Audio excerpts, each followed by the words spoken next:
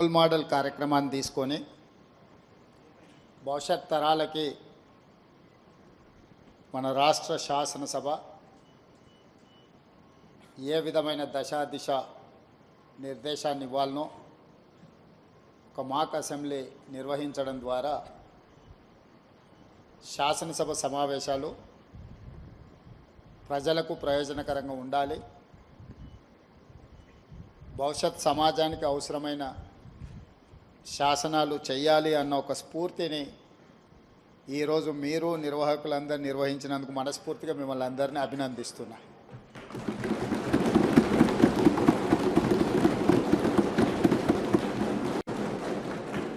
నాకు తెలిసి ఇలాంటి సమావేశాలు పర్టికులర్గా అండర్ 18 శాసనసభ సమావేశాలు దేశంలో ఇలాంటి సమావేశాలు మన సమాజానికి చాలా అవసరం. ఈరోజు మీ నేతృత్వంలో అండర్ 18 అసెంబ్లీ సమావేశాలలో డ్రగ్ అబ్యూస్ బిల్, అదేవిధంగా అండర్ 18 హెడ్ క్వార్టర్స్ బిల్తో పాటు శాసనసభలో సభ్యులు లేవనెత్తిన ప్రశ్నలకు వాటికిచ్చే సమాధానాలతో పాటు ప్రభుత్వం తీసుకుంటున్న నిర్ణయాలను కూడా మనం చర్చించుకోవాలి.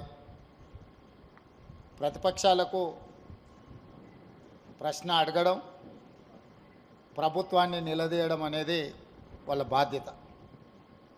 ప్రజాస్వామ్యంలో speaker right hand side treasury benches ఉంటాయి, left hand side opposition benches ఉంటాయి. Leader of opposition, leader of the house ఇద్దరికీ ఈక్వల్ ఆపర్చునిటీస్ ఉంటాయి.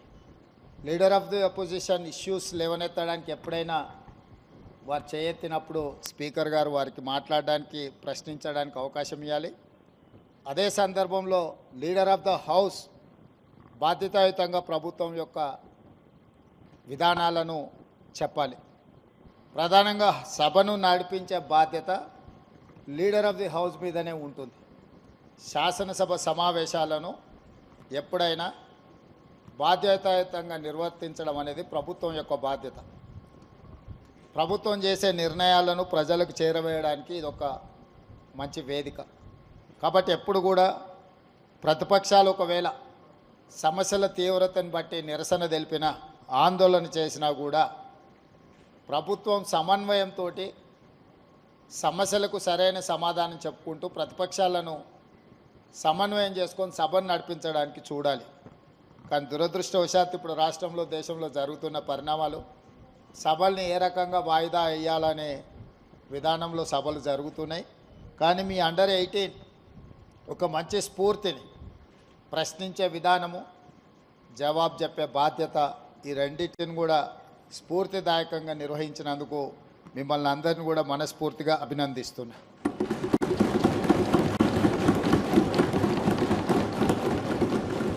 అదేవిధంగా ఈరోజు 14th నవంబర్ భారతదేశ మొట్టమొదటి ప్రధానమంత్రి పండిత్ జవహర్లాల్ నెహ్రూ గారు జన్మదినము. ఇది బాలల దినోత్సవం. పండిత్ జవహర్లాల్ నెహ్రూ గారి దేశంలో ఎడ్యుకేషన్ రెవల్యూషన్, అగ్రికల్చర్ రెవల్యూషన్ తీసుకురావడంతో ఈరోజు ఈ దేశంలో ప్రతి పేదవాడు చదువుకునే అవకాశం, డాక్టర్లు, లాయర్లు, ఇంజనీర్లు, ఐఏఎస్, ఐపీఎస్లు అయ్యే అవకాశం నెహ్రూ గారు తీసుకొచ్చిన ఎడ్యుకేషనల్ రిఫార్మ్స్లో మనకి అవకాశం వచ్చింది. వారి వారసత్వాన్ని కొనసాగిస్తూ శ్రీమతి సోనియా గాంధీ గారు యూపీఏ చైర్పర్సన్గా ఉన్నప్పుడు రైట్ టు ఎడ్యుకేషన్ యాక్ట్ తీసుకురావడం ద్వారా ప్రతి వాళ్ళు చదువుకోవాలి, అది వాళ్ళ ప్రాథమిక హక్కు అని చెప్పి చట్టాన్ని తీసుకొచ్చి ఈ దేశంలో విద్యను ఖచ్చితంగా అమలు చేయడానికి సోనియా గాంధీ గారు, మన్మోహన్ సింగ్ గారు తీసుకున్న నిర్ణయాలు మనకెంతో ఉపయోగపడ్డాయి. ఈరోజు మీ సభలో ఈరోజు ఇక్కడ జరుగుతున్న చర్చలో డ్రగ్ అబ్యూస్ బిల్తో పాటు హెడ్ క్వార్టర్స్ అండర్ 18 బిల్తో పాటు ఇప్పుడు శాసనసభకు పోటీ చేయాలంటే 25 సంవత్సరాలు నిబంధన ఉన్నది. గతంలో ఓటు హక్కు 21 సంవత్సరం ఉంటే రాజీవ్ గాంధీ గారు ఈ ఓటు హక్కును యువతకు అందుబాటులోకి తీసుకురావాలని 18 సంవత్సరాల వయసు నిండిన వాళ్ళందరికీ ఈరోజు ఓటు హక్కు వచ్చింది. అండర్ 18 మీరు 18 కంప్లీట్ చేసుకున్నప్పుడు మీకు వచ్చే ఓటు హక్కును భారత ప్రధానమంత్రి రాజీవ్ గాంధీ గారు ఉన్నప్పుడు చట్టాన్ని రాజ్యాంగాన్ని సవరించి 21 ఇయర్స్ నుంచి 18 ఇయర్స్కు తీసుకొచ్చిన సంగతి మీ ద్వారా 18 ఇయర్స్ కంప్లీట్ చేసుకున్న మొట్టమొదటిసారి ఓటు వేయబోతున్న ప్రతి విద్యార్థులకు విద్యార్థినులకు నేను గుర్తు చేయదలుచుకున్నా. ఈరోజు ఓటు హక్కు ఓటు వినియోగించుకున్నప్పుడు మీకు ఆ హక్కు ఏ ప్రధానమంత్రి ఇచ్చిండ్రో కూడా మీకు తెలిసి ఉండాలి.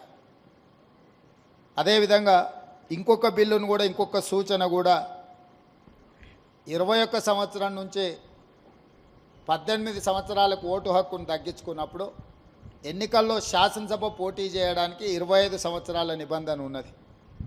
ఈ నిబంధనను కూడా సవరించుకొని 21 సంవత్సరాలు పూర్తి చేసుకున్న వాళ్ళు శాసనసభకు పోటీ చేయడానికి అవకాశం కల్పిస్తే చట్టాన్ని సవరిస్తే యంగర్ జనరేషను శాసనసభలో రిప్రజెంట్ చేయడానికి అవకాశం ఉంటుంది. ఈరోజు 21 ఇయర్స్ కంప్లీట్ చేసుకున్న వాళ్ళు ఐఏఎస్లు ఐపీఎస్లు జిల్లా అధికారులుగా పనిచేస్తున్నప్పుడు 21 సంవత్సరాలు పూర్తి చేసుకున్న వాళ్ళు శాసనసభ్యులు కూడా రాణిస్తారని చెప్పి నేను బలంగా విశ్వసిస్తున్నా, నమ్ముతున్నా. మీ రెజల్యూషన్స్లో తీర్మానం చేసి మీరందరూ భారతదేశ రాష్ట్రపతికి ప్రధానమంత్రి గారికి ఈ తీర్మానాన్ని పంపవలసిందిగా స్పీకర్ గారికి నేను విజ్ఞప్తి చేస్తున్నా. 21 సంవత్సరాలు ఓటు హక్కు ఉన్నప్పుడు శాసనసభకు పోటీ చేయడానికి 25 సంవత్సరాల నిబంధన ఉంది.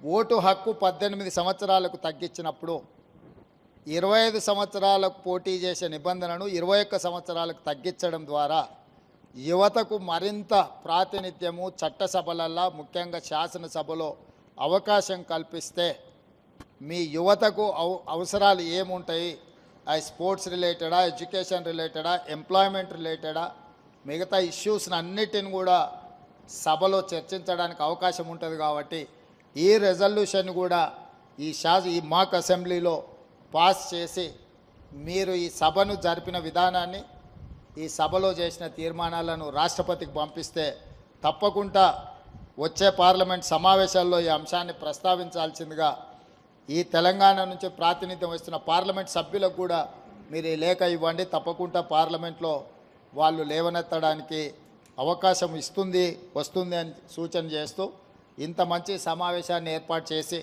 ఒక స్ఫూర్తిని, ఎందుకంటే చాలామందికి రాజకీయాలు అంటే అదేదో మనమెవరము స్వీకరించని వృత్తిలాగా ఒక రకమైన ప్రభావితం చేసే విధంగా ఈరోజు సభలు జరుగుతున్నాయి. మీరందరూ చేసిన ఈ ప్రయత్నం ఇందులో నుంచి తప్పకుండా మీలో కొందరైనా శాసనసభకు రావాలని, మీరు రాజకీయాలను వృత్తిగా ఎంచుకోవాలని మీ అందరికీ సూచన చేస్తూ మీ అందరి దగ్గర సెలవు తీసుకుంటున్నాను.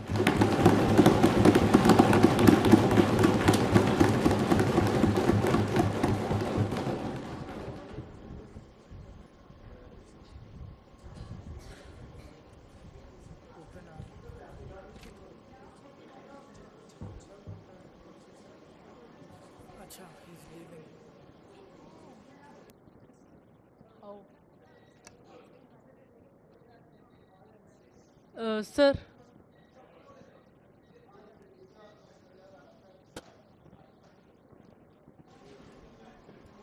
Thank you, sir.